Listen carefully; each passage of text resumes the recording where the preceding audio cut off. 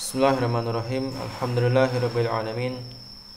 Wa bihi nasta'inu ala umurid dunya waddin. Sallallahu ala nabiyyina Muhammadin wa ala alihi wa sahbihi ajmain. Amma ba'du. Nam fa ya ikhwati wa akhwati fillah rahimani wa rahimakumullah. Nah, pada pertemuan kali ini kita akan membahas satu bab, yaitu babul haid. Nah, untuk bab izalatun najasah kita lewati karena ini sudah kita bahas pada pertemuan-pertemuan sebelumnya atau pada bab-bab sebelumnya. Di antaranya ayat yang pertama ini kita bahas pada babul miyah. Kemudian ayat yang kedua kita bahas pada babul istinja. Nah, nanti kita bisa lihat lagi pada bab-bab tersebut. Nah, selanjutnya kita masuk sekarang pada babul haid.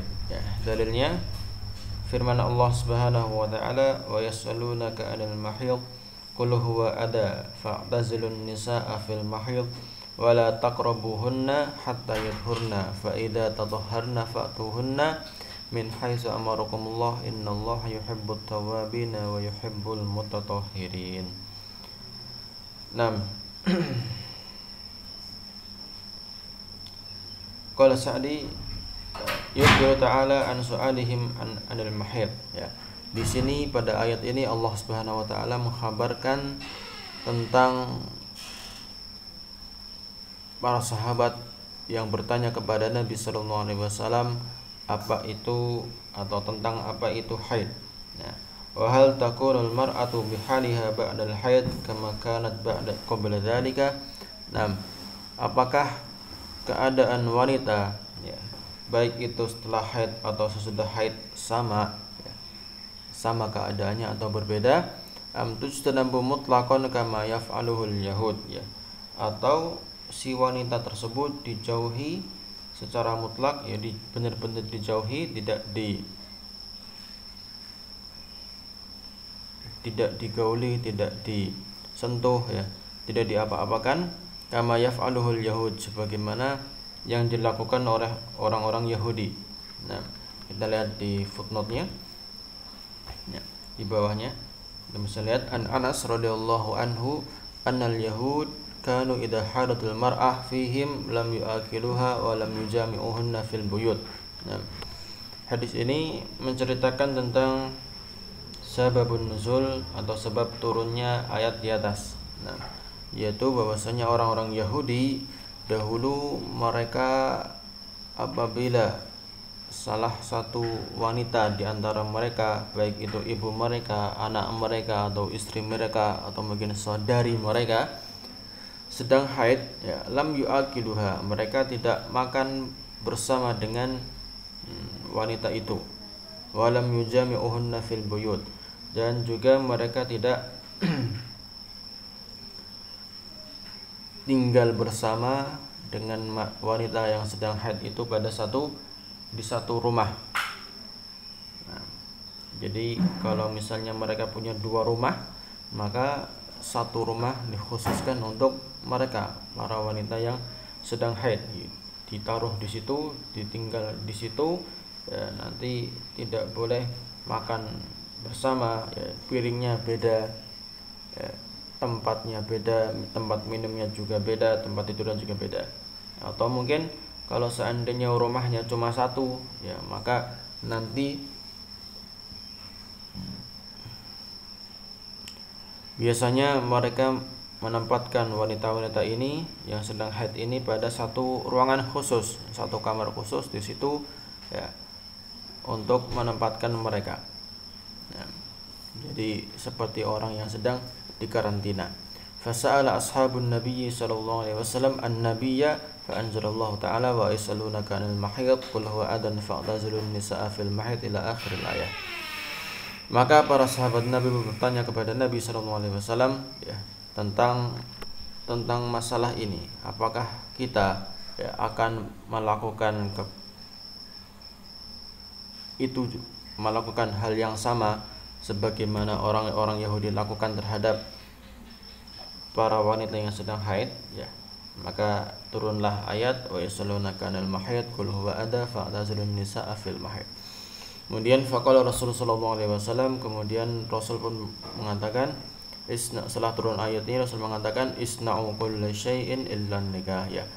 Isna'u, berbuatlah sesuka kalian, ya, berbuatlah apa saja dengan istri-istri kalian ketika sedang haid, illa nikah, kecuali nikah, yaitu kecuali al-jima' atau al-wad'u fil farji. Nah, fabalagha dzalikal yahud, kemudian kabar ini sampai kepada orang Yahudi, ya, faqulu, kemudian mereka mengatakan ma yuridu hadzal rajul ayyada'a min amrina syai'an illa khalafana fi, ya, tidaklah laki-laki ini yaitu Muhammad ingin meninggalkan salah satu perkara kami, ya, yaitu orang-orang Yahudi, ya, kecuali apa? Kecuali khalafana fi, kecuali dia pasti menyelisihi kami. Jadi tidaklah Muhammad itu meninggalkan satupun perkara kami kecuali apa? Kecuali pasti dia menyelisihinya. Dan ini merupakan, ya, perintah Nabi untuk menyelisihi orang-orang Yahudi dan orang-orang selain umat Islam, ya, dalam hal apa saja. Nah,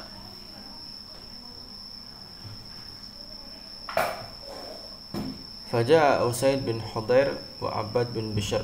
Kemudian setelah itu datanglah dua orang sahabat bernama Usaid bin Hudair dan Abbad bin Bishr. Faqala, kemudian mereka mengatakan, bertanya kepada Rasulullah SAW, ya Rasulullah, innal yahuda taqulu kada wa kada fala nujami'uhunna.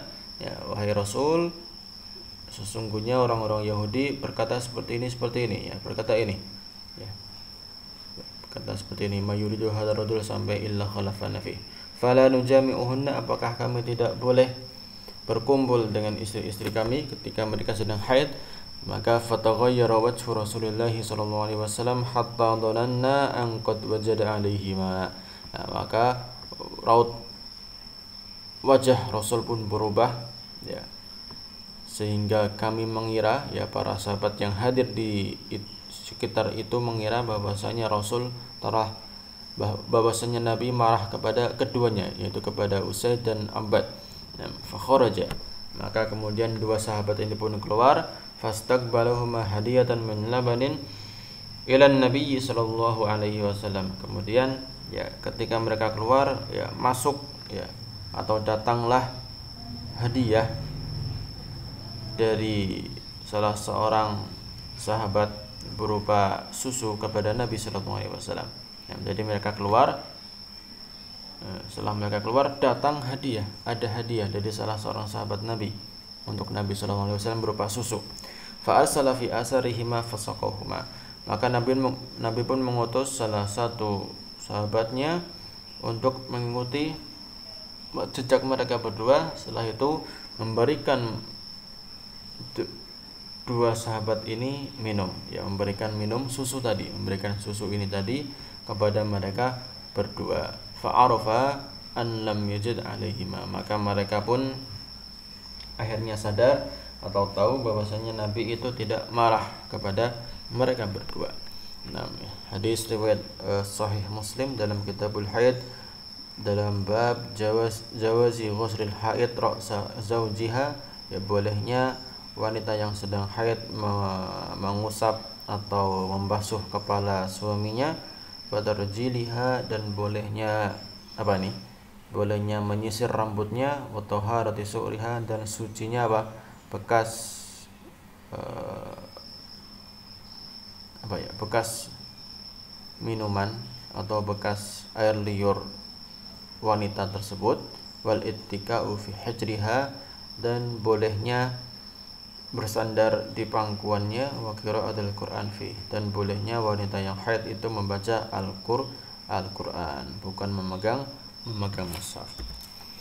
Nah, fa akhbara ta'ala anal haid ada, ya, maka untuk menjawab pertanyaan ini Allah pun mengkhabarkan bahwasanya haid itu adalah suatu kotoran. Wa idza kana ada fa min al-hikmah ay yamna Allahu ta'ala ibadahu 'anil ada'i wahdah. Maka kalau seandainya haid itu adalah kotoran, maka termasuk hikmah, termasuk faedah maka Allah Subhanahu wa taala melarang hambanya dari terjatuh ke dalam kotoran tadi, perbuatan keji tadi. Walihada qala, oleh karena itu Allah mengatakan, setelah mengatakan haid itu ada, lihat ini, kul huwa ada, setelah itu fa'tazilun nisaa fil mahid, jauhilah wanita pada mahidnya. Apa itu mahid? Ai makanul haid. Mahid di sini tafsirkan makanul haid, tempat keluarnya darah haid. Jadi jauhi tempat tersebut.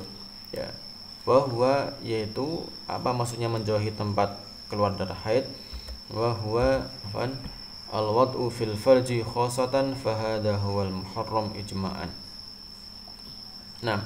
Dan maksudnya adalah al-wad'u fil farji, yaitu al-jima'. Al-wad'u itu jima pada farji khosatan, secara khusus, fahada huwal muharram, dan inilah yang diharamkan dalam ayat ini. Tidak boleh berhubungan badan secara ijma' para ulama. Kita lihat di fotonya. Yang nomor 1, warada fi maratibil ijma', telah datang pada kitab maratibil ijma'. Para ulama mengatakan wattafaqu ala anal haid la tusalli wa la tasumu ayyama haidhiha. Para ulama bersepakat bahwasanya wanita yang haid itu tidak sholat dan juga tidak puasa pada hari-hari dia sedang haid. Maka ini menunjukkan bahwasanya wanita itu wanita itu agamanya kurang, karena ketika mereka haid, ketika mereka nifas, mereka tidak melakukan ibadah, berarti mereka ketinggalan jauh dari laki-laki. Sementara laki-laki dia senantiasa terus seumur hidupnya melakukan sholat, puasa.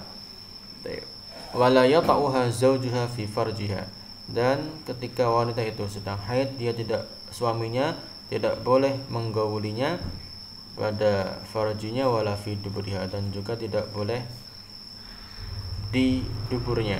Wattafaqu anna lahu mu'akalataha wa musyarabataha, dan para ulama juga bersepakat bahwasanya bagi suami boleh makan bersama dengan istrinya, minum bersama dengan istrinya, makan pada satu nampan, satu piring, minum dengan satu gelas, atau satu teko, boleh.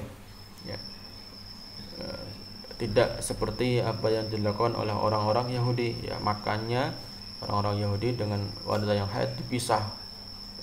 Wa ajma'u anna al-haidha idza ra'at at-tahr ma lam taghsil farjaha aw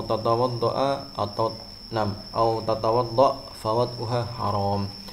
Mereka juga sepakat bahwasanya wanita haid yang dia melihat bahwasanya dirinya itu sudah suci, tidak keluar lagi darah, malam taksil farjaha, kemudian dia sudah melihat enggak keluar darahnya, tetapi dia belum mencuci farjinya atau dia belum berwudu, maka fawad'uha haram, menggaulinya masih haram, belum boleh untuk digauli, karena dia belum membersihkan farjinya, belum bersuci dari hadas tersebut.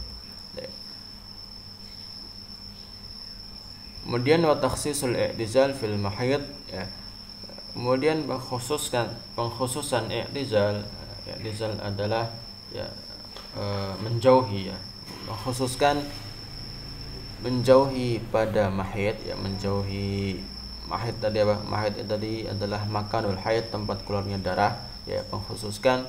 Kenapa kok yang dijauhi adalah mahid?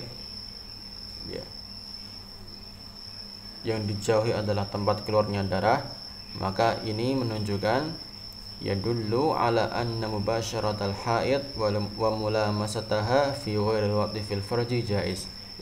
Ini menunjukkan bahwasanya mubasyarah, bercumbu dengan wanita yang sedang haid, istrinya yang sedang haid, atau bermesraan dengannya, yang penting bukan jima di farjinya, jaiz, hukumnya boleh.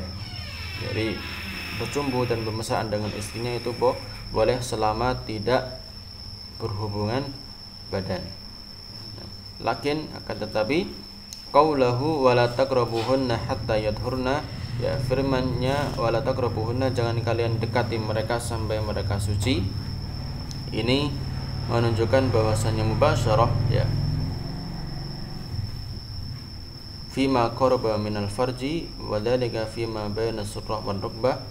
Jadi mubasyarah pada bagian tubuh yang dekat dengan farji, yaitu antara surrah wan rukbah, antara pusar dan lutut, yan bagi tarkuhu, ya selayaknya ditinggalkan. Kama kana Nabi sallallahu alaihi wasallam idza arada ayyubashira mar'atahu wa hiya haidun amaraha an tattazira fa yubashiruha.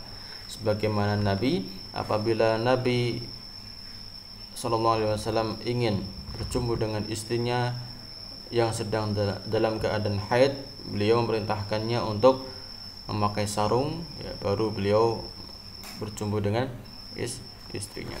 Dan kita lihat hadisnya dari Aisyah an Ummul Mukminin qalat, beliau mengatakan kanat ihdana idza kanat haidan fa arada Rasulullah sallallahu alaihi wasallam ayyubashiraha amaraha an tadzira fi fawri haidatiha summa yubashiraha.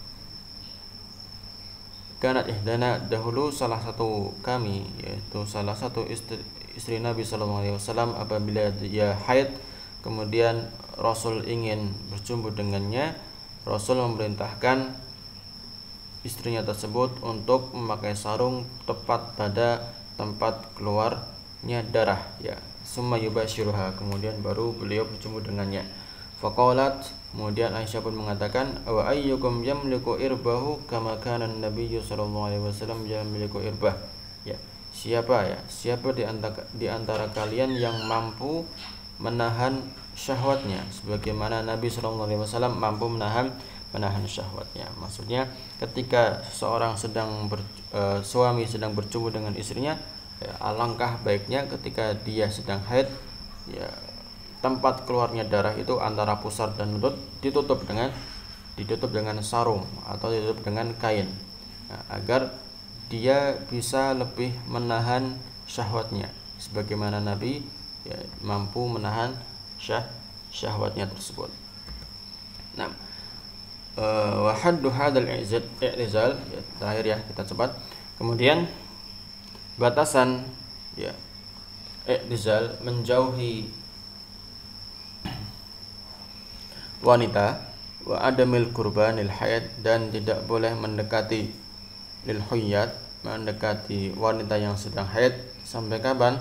Batasan ini sampai kapan? Wala taqruhunna hatta yutuna, sampai kapan?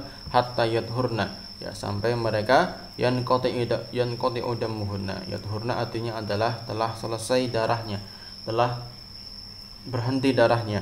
Fa idzan qata adam, maka apabila darah itu sudah berhenti, zalal man'u al mawjud waqta jarayanihi, maka telah hilang ya larangan yang ada ketika darah itu mengalir, ya. Darah haid, ya, bukan darah istihadah. Adapun kalau darah istihadah, maka boleh seorang suami menggauli istrinya walaupun keluar darah istihadah, tidak apa-apa. Alladzi kana li hillihi syaratan, yang mana untuk kehalalan farji wanita itu ada dua, ya, farji istri itu kehalalannya ada dua syarat. Yang pertama adalah harus terputus, sudah selesai darahnya, habis darahnya, tidak keluar lagi, wal iktisal minhu, dan yang kedua adalah rusman mandi. Falamma in qata andam zala syartul awal wa baqiyasani, maka apabila darah itu sudah berhenti, maka telah sempurna syarat yang pertama, tinggal tersisa syarat yang kedua. Ya, syarat yang kedua apa? Iktisal, ya. Maka karena itu Allah mengatakan pada kalimat berikutnya fa idza tatahharna, ya artinya adalah iktasalna, ya, setelah mereka mandi baru fa'tuhunna min haitsu amarakumullah, ya, datangilah mereka dari arah mana saja yang Allah perintahkan.